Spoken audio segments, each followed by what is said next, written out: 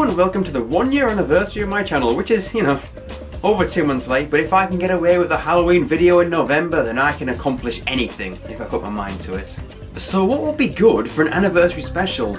Well, how about a review of something so terrible that even I'm scared to touch it?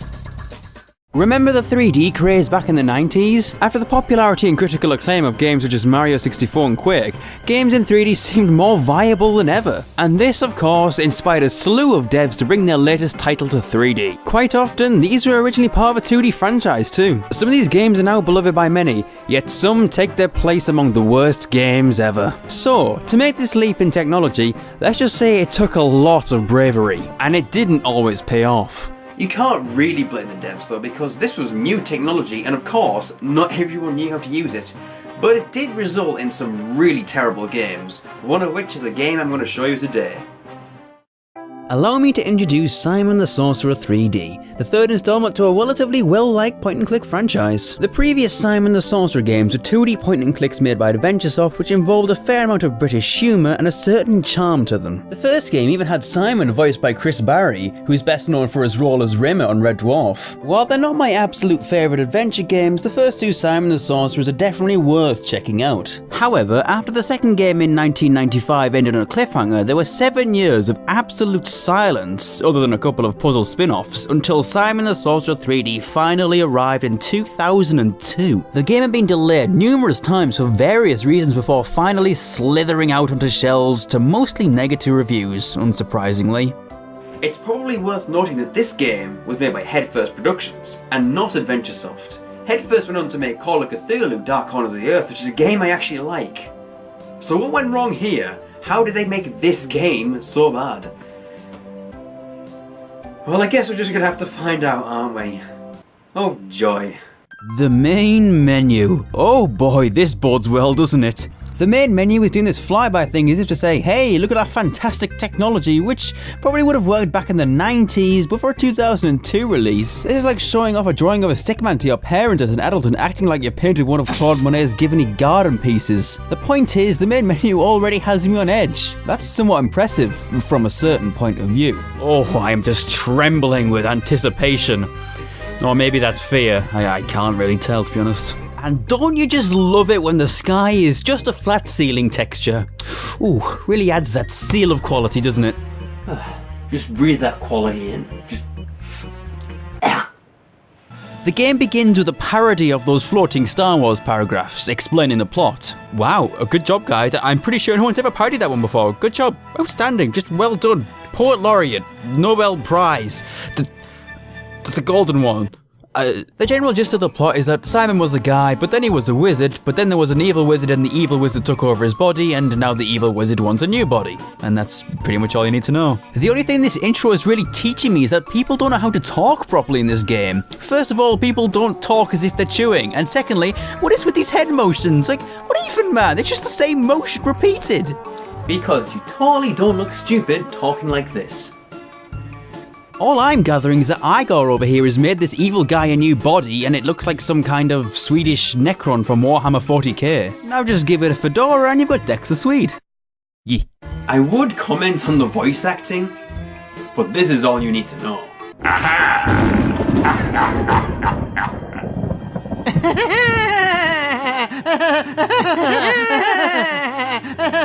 Are you still here? Then we cut to some woman dragging Simon's body up a pyramid. Wait, how did she even get it? Wasn't it in the evil guy's castle? I'm so confused, but he's getting resurrected, I guess. Wow, even as a dead guy, he looks smug. Yet, no, that's impressive. Just good job, man, good job. Well, getting back on track, or at least as back on track as we can get. This guy here looks like he's made of cardboard boxes. And that's all I have to say about that.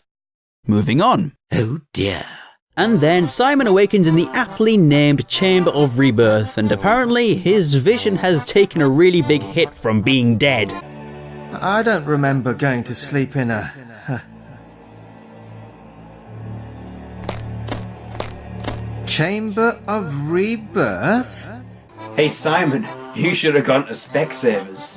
I mean, not All Vision Express. I mean, I don't want to seem like I'm being sponsored or anything. Just saying. So finally, we can now control this game, and of course, it uses the arrow keys. So I managed to drunkenly wobble around the tomb before running into... oh no.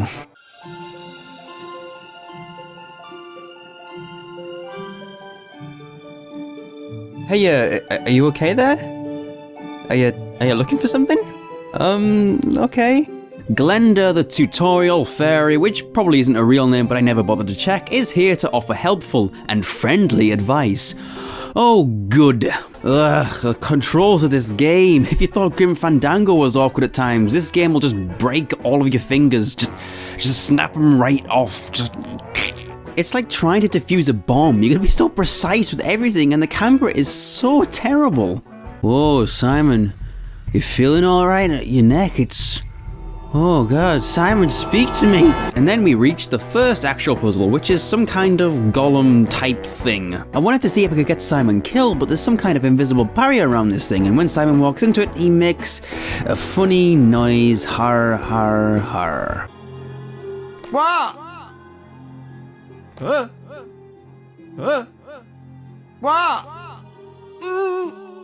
What?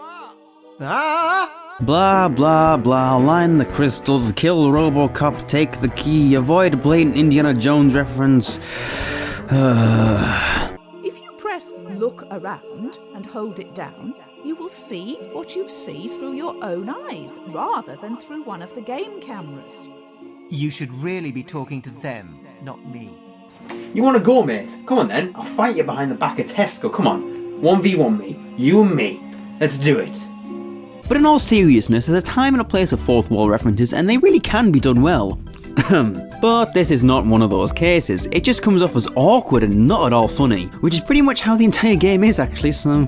So according to Boxman, there's a tree with forbidden fruit which you can't eat. But the game is suggesting that you should be a rebel and eat the peaches, which is apparently completing the resurrection process. Alright then, I mean we don't want Simon Marty McFlying out of existence. Or do we?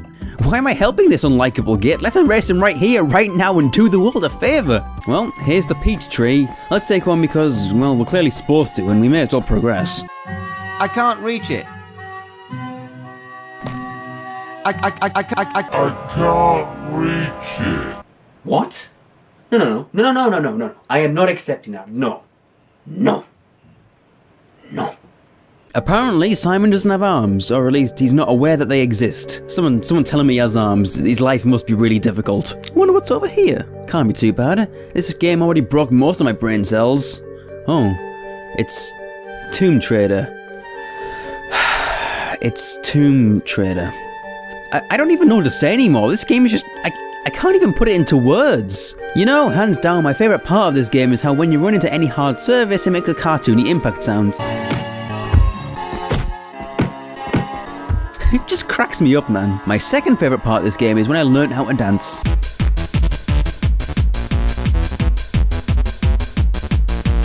Well, our objective is to get this guy's yo-yo and sling the peach off a tree. Well, it seems easy enough. After eating the fruit, Simon becomes a real human being. But unfortunately, he's not a real hero. So at this point, the game opens up an overworld to explore. And this is where the game really takes a turn from being terrible to descending into the depths of hell itself. I really think the graphics need to be addressed here. Now, I'm not graphics snob. I don't really care if a game looks awkward, it's just as long as the gameplay is fun. But for crying out loud, this was 2002, the same year as Wind Waker, Morrowind, and GTA Vice City. What is this? How could anyone look at this game and think, yeah, we can ship this? It's so barren here, like the grass is just a block of green. If you're gonna make an overworld, you could at least populate it. This is like an unfinished Skyrim mod with nothing in it. You have to run everywhere, and it's just running, and that's all there is.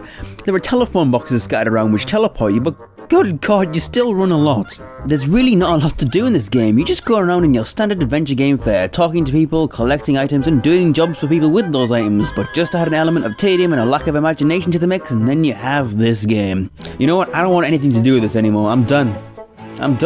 That's That's it, I'm done. I'm not playing any more than this. This is just twisted my arm. I'm not doing it. But seriously, what did I expect from this? It's a game that bandwagoned on the late 90s 3D craze, but instead got left behind and arrived a few years late. I could never have expected this to honestly be good. I feel like the game is trying to be funny, but it trips over itself and ends up just being awkward. They even leave gaps in the dialogue sometimes, as if you're supposed to laugh. I mean, why? Just why? The humour was the only opportunity this game had to be decent, but it misses more than it hits. I would have played more of this, but I honestly don't want to.